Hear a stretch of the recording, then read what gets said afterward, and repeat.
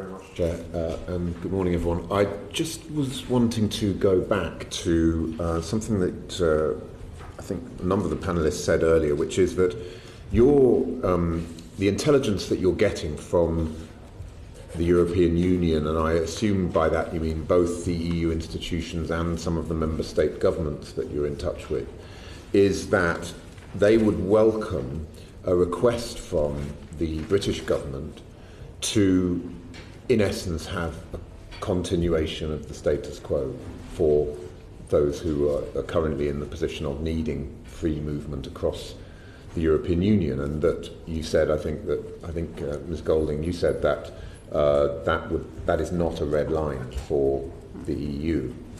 But is it right that the EU would, of course, assume then that that would be on a reciprocal basis? So EU citizens in the the offer from the UK government would have to also be based on the continuation of the status quo for EU citizens in the UK.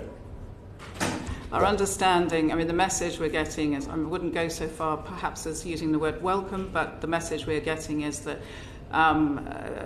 the offer that was put on the table in September needs to be raised again, otherwise there'll be no response on continuing free movement. And yes, it would have to be on the basis of reciprocity, but we understand, I mean, the UK government put lifelong right of return on the table back in September.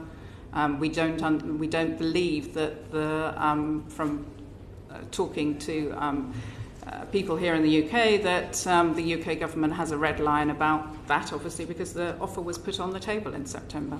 I think that, just to come in very briefly, I think the important point to note is that that is a red line in for the European Parliament to give their agreement to the withdrawal agreement. They've made it very clear now in 2 or 3 different resolutions that continuing freedom of movement for British in Europe must be part of the final withdrawal agreement. So yes, that's another opportunity for this to happen. Yeah. And you have conveyed this point clearly to the British government. And what response have you had to that? I think we've raised it repeatedly this year, and I think the most recent we've had indirectly is I raised this point when I gave an interview to the BBC a couple of weeks ago.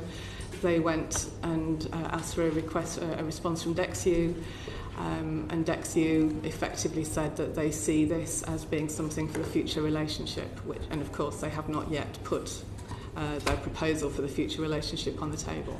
For the future relationship beyond the transition period? Yeah.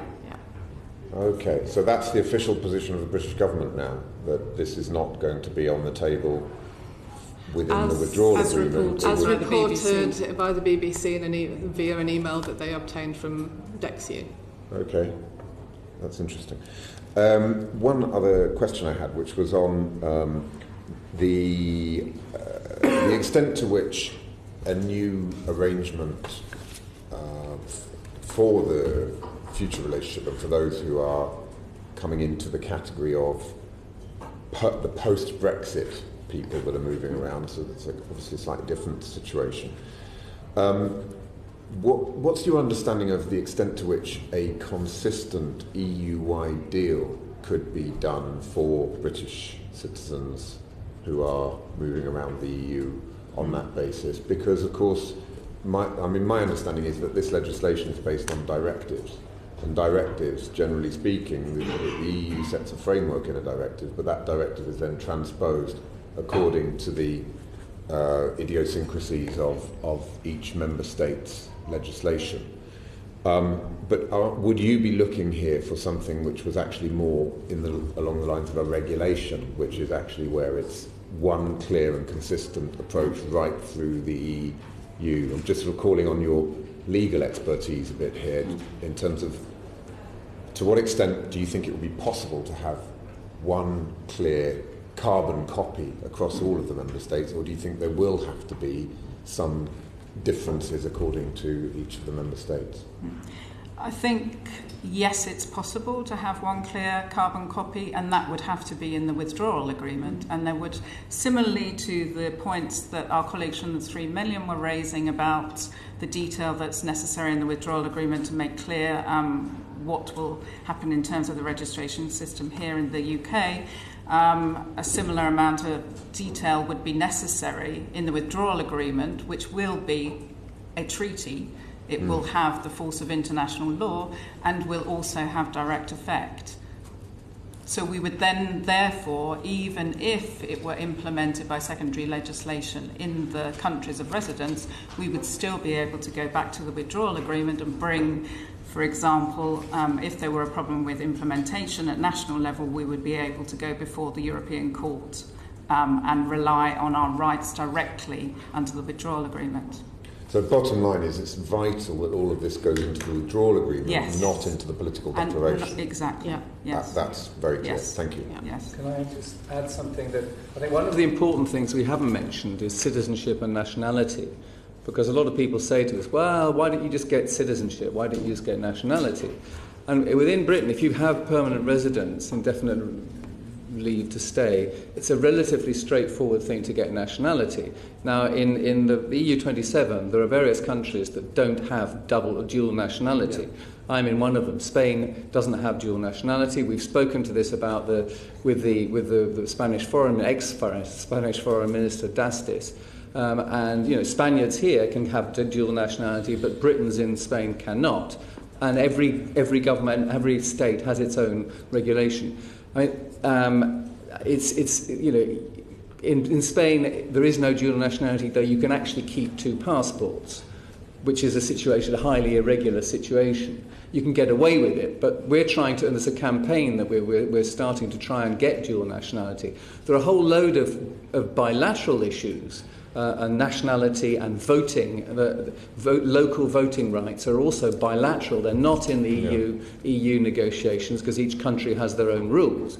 And Britain, the British government really needs to start working on that. For example, for the people in Spain, dual nationality is you can't have it. Some people will have to renounce their nationality because if they are civil servants, and you can only be a civil servant if you're an EU citizen, so your job will go unless you get Spanish nationality. Therefore, you will have to renounce your British nationality, and that's something people don't want to do. But if it means losing their job, well, that they'll have to. So these issues like dual nationality in various countries and voting rights, there are 300,000 people in Spain. There are whole communities with large numbers of Britons. There's a town in Almeria. I was in Almeria last week, and there's a town called Arboledas, which has 75% of the population is British. And it's not a posh coastal town. It's a little town up in the mountains.